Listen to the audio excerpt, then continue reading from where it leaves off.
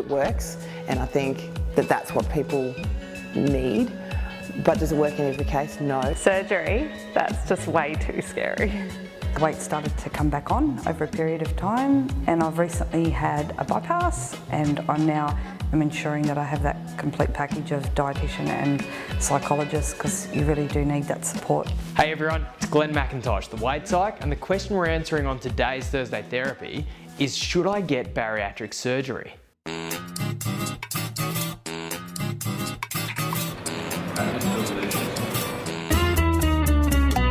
The whole world.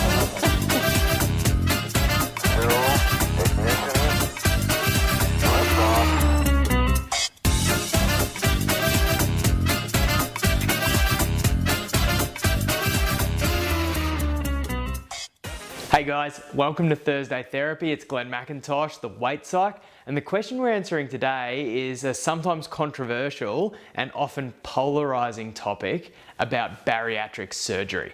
The question comes from Amy. Amy asks, I've benefited a lot from non-dieting. I'm more relaxed about food, but actually eating better. And I no longer strive for an unrealistic ideal, but have an emphasis on long-term health. I know dieting won't help me in the long term, but I'm considering bariatric surgery. Try as I might to love myself as is, the reality is I want to be able to tie my shoelaces with ease. Can bariatric surgery be considered another tool in the toolkit? Excellent question, Amy. Bariatric surgery is something that a whole lot of people have a whole lot of opinions on. Some people think it's a silver bullet that's just going to solve all of your problems. Other people feel like they wouldn't wish it on their worst enemy. Some people feel like it's an easy way out. Other people feel like it's a viable last resort. And we'd actually love to hear your opinion too. So if you'd like to comment with your experience or thoughts on bariatric surgery, do so on this post. Or you can join our Psychology of Eating, Movement, Weight and Body Image support group. They know that I'm presenting on bariatric surgery this Thursday Therapy, and they're already talking amongst themselves. It's a wonderful group. We're over 1,000 members, and it's a great supportive group where you can share ideas, a couple of laughs and support. But in the meantime, what I'm going to do is give you my 3 most important considerations around bariatric surgery from a psychologist's point of view. I think sometimes we get too hung up in ideology and opinion. So what I'm going to do is I'm going to base my ideas on evidence and my pretty substantial experience working with bariatric surgery patients pre and post surgery. The first thing that I want you to know about bariatric surgery is that it's not for everyone. Obviously, I can't take you through every consideration, but what I'm going to do is I'm going to take you through some of the best practice guidelines so you can understand whether you're a suitable candidate for bariatric surgery. If you're not, of course, you can probably find a surgeon that will do your surgery, but it might not end up being everything you want it to be. Or you could end up having a surgery that's done more harm than good. So I would really encourage you to pay attention to these guidelines, which are really actually very good guidelines. They're widely clinically accepted, and they make a whole lot of sense in helping you determine whether the surgery is a good option for you or not. The first criteria is your body mass index. A lot of people who know me know that I think we don't use the body mass index very well, and that it's not a wonderful measure, but here I think is the exception. The body mass index rules say that you should be of a BMI of 40 or above, or between 35 and 40 with significant comorbidities. So comorbidities are health problems that are directly related to your weight, such as sleep apnea and diabetes.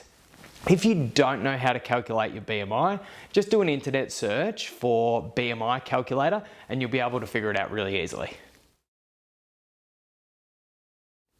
The second criteria when you're considering bariatric surgery is that you have to be able to have shown that you haven't had success with traditional diet and exercise.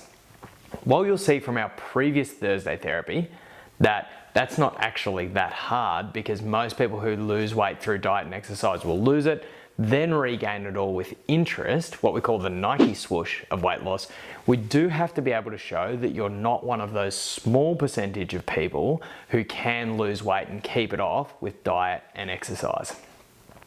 A small caveat on that is that if you're in that BMI of 35 to 40, you may also consider a health at every size or a weight neutral intervention, as these interventions have been shown to improve physical and psychological health without worrying about weight loss.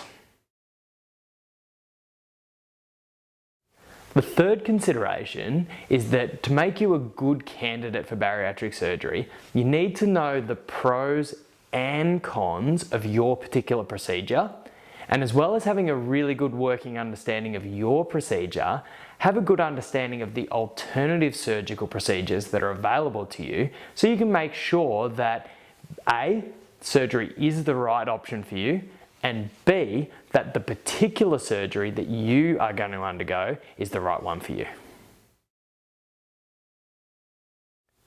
The fourth consideration is that surgery is not a good option for you if you have a current serious psychological health condition. So while people with stable and mild psychological health considerations like depression or anxiety often find a real improvement with their mental health following surgery, if you have a serious and active mental health condition like schizophrenia, you're in the midst of clinical depression, or you're having delusions or suicidal thoughts, then surgery is not a good option for you at this time. So they're the 4 criteria that you should at least consider as a starting point, and I would really say to you to ignore these at your own peril. I see plenty of success stories and plenty of absolute failures in my work as a psychologist working with this population, and you want to make sure that before you go down this path, you're at least thinking straight that this is going to be a good idea and something that is really going to help you, rather than a silver bullet that's going to fix all your problems. It's not for everybody, so please consider deeply and thoroughly whether it's for you. The second thing I want you to know about bariatric surgery is that if you are a good candidate, it can potentially be very helpful for you. Bariatric surgery, from the research, is the best way to lose a significant amount of weight and keep it off. Not everybody who is overweight or even in the obese BMI category needs to lose weight to become healthy. A lot of people can become healthier without significant weight loss, and we do see psychological and physical health improvements in some studies with no weight loss, and in other studies with around 10% weight loss. So I'm not saying that you need to lose a significant amount of weight, but if you've gotten good medical advice that you need to reduce a significant amount of weight for medical reasons, it is the best way that you can do that we have currently. It's a very interesting thing for me to say, who's a psychologist who works from a non-dieting perspective, because non-dieting, which is about removing the focus from weight and focusing on your behaviors, and bariatric surgery seem ideologically opposed. But what I find practically and clinically, and some people may think that I'm crazy here, is that the two can actually practically work beautifully together. For example, in non-dieting, one of the aims is to listen to your hunger and fullness. Now, you can learn this without surgery, but sometimes those hunger and fullness signals are just little whispers. And for a lot of people that I see who have had bariatric surgery, those whispers turn into screams and shouts. Oh my goodness, I'm really hungry. Stop, you are full. So they become easier to listen to. Another aim of non-dieting is to reduce the emphasis on weight and focus on your day-to-day self-care. So one way to do that is to improve your body image and stop the struggle with weight. But the bariatric surgery is such a powerful tool for weight loss that with the right mindset, the bariatric surgery can take care of a lot of the weight loss while the person just focuses on their day-to-day self-care. So for many reasons, bariatric surgery can actually work really well with non-dieting principles. I also experience that another part of non-dieting or intuitive eating is about noticing how food affects you. With bariatric surgery, that becomes very clear.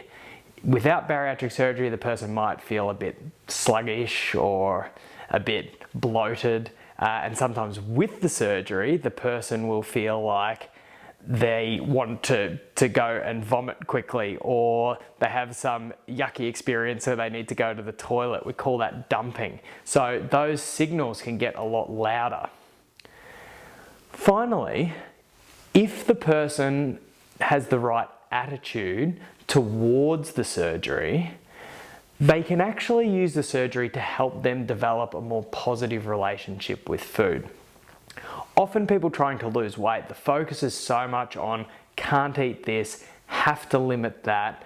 But with the right mindset, because the person who has undergone bariatric surgery realizes that there is such little space for that food, the focus can become about what you do eat and making sure you get enough nutrition. I think it's always better to have a positive focus than a negative one.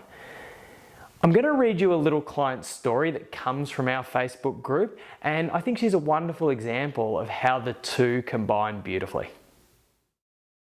Lisa says, I had surgery a year ago and I'm well on my way to a better and healthier life. I've been on a diet since I was 11 and pretty much tried everything. I just ended up getting bigger and feeling bad about myself. Having a gastric sleeve gave me space to reset my eating patterns, and food loosened its control over me. It has changed my life for the better, but it is not the answer to everything. It's merely a tool to use for better health.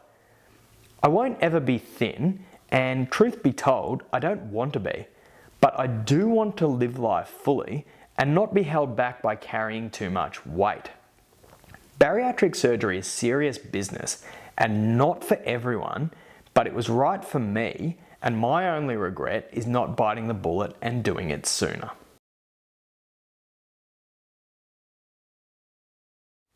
The third thing that I want you to know about bariatric surgery is that it's not a silver bullet, it's a tool. If you work with the tool, you're likely to get really good results. But if you try to work around the tool, which you'll do if you're not in the right headspace, you can have all sorts of complications. You can have suboptimal weight loss, you can have weight regain, you can have vomiting and dumping, you can have malnutrition, problems with bone density and hair loss.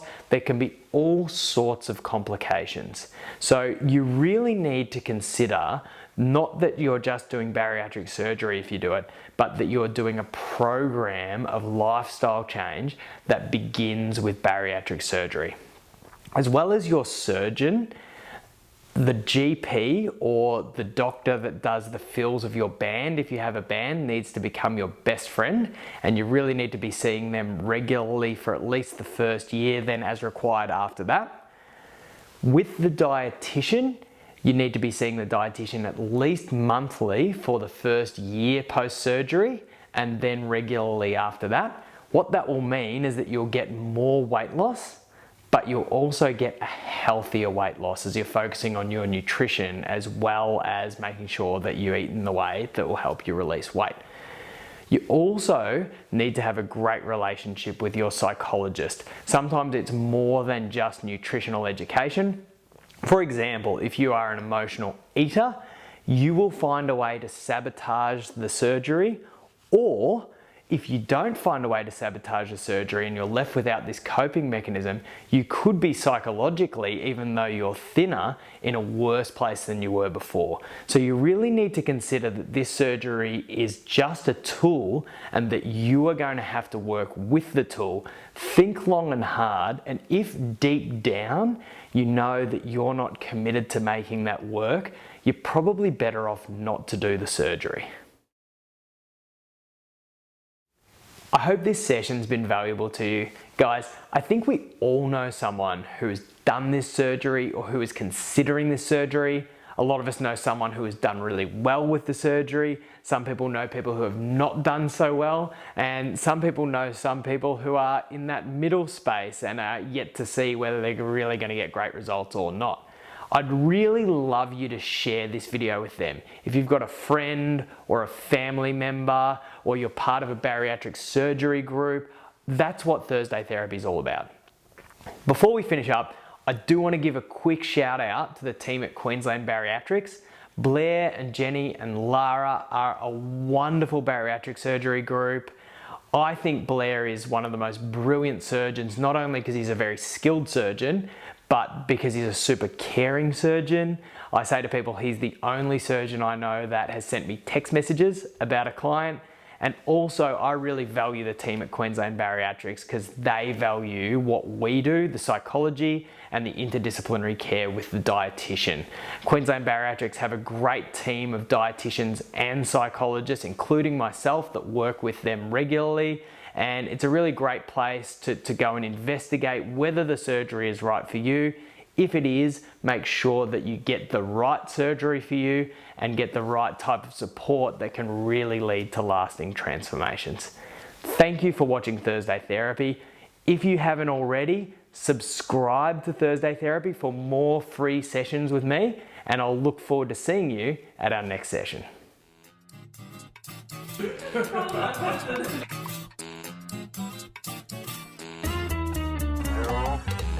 You still need to address lifestyle factors. If there was an underlying emotional reason why there was some sort of, food craving or food desire, then that still needs to be addressed, because bariatric surgery won't address that. A lot speaking. I come from a long line of chatty people.